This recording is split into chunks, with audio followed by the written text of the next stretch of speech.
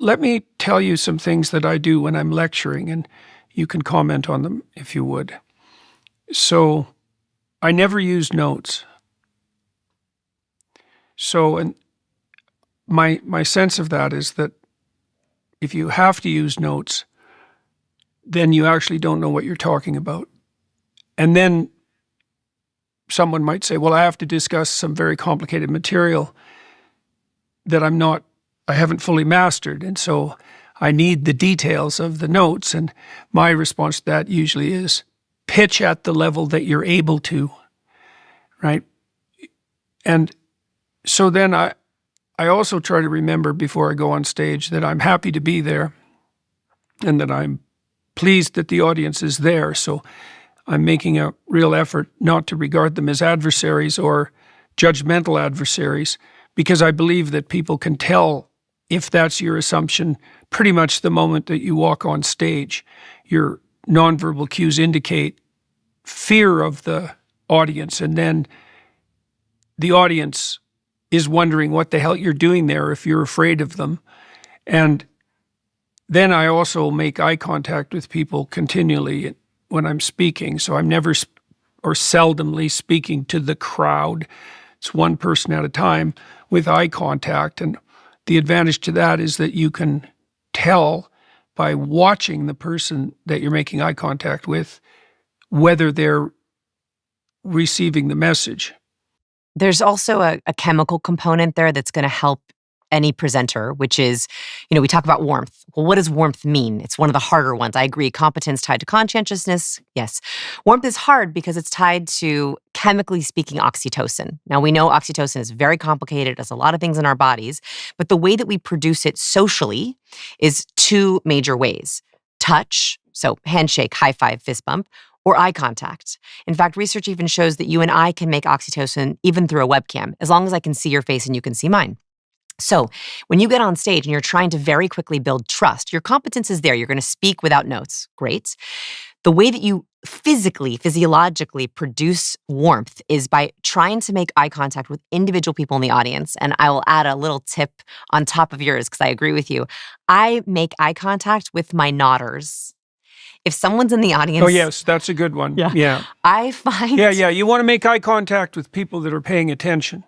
And I know I'm a recovering awkward person. Okay, I am the person that I try to help, which is a high-achieving awkward person. If I'm on stage and I sense negative doubt, someone who's not on my side, I can get in my own head, and then all of a sudden, my nonverbals are off, my confidence is off. But if I find my nodders, I know I'm with people. They are with me. And so I'm making eye contact with them. It's a gift to them. I'm gifting them oxytocin. But more importantly, it's a gift to me. I get oxytocin, which makes me feel connected, belonging, and calm, right? Which I need on stage. So eye contact with individual people and your nodders is extremely important. The second thing that you mentioned was, or one of the things you mentioned was not having notes. So I'm going to add a nuance here. I very much agree that your notes are distracting for the audience. Right? If you're shuffling around flashcards or you're trying to look at notes in your podium, the audience is going to wonder, well, where's their competence? Why don't they know this so well that they can deliver it to me? I would add, though, it's really important to reduce your audience's cognitive load. I think just like you, I'm presenting some very complex topics. I'm going very fast on stage. I know that if I'm just delivering to them with one mode, verbal, they're having to take that all in just by listening.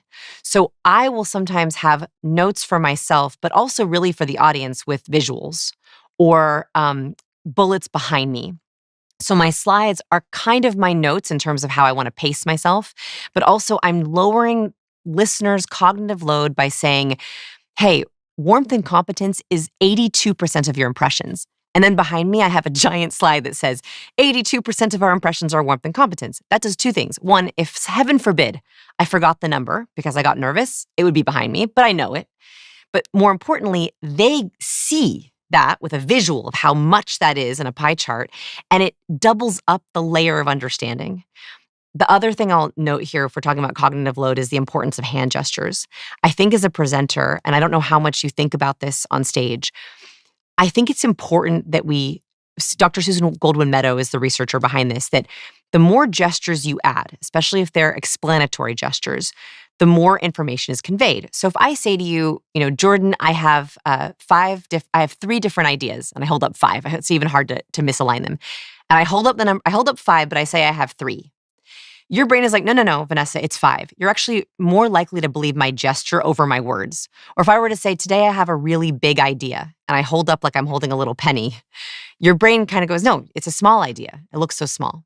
So if you can demonstrate concept, phase 1, phase 2, we have 3 different things. That's like giving notes to the audience. And so I think that notes is an interesting, you can be playful with it, with visual notes, but also even gesture notes.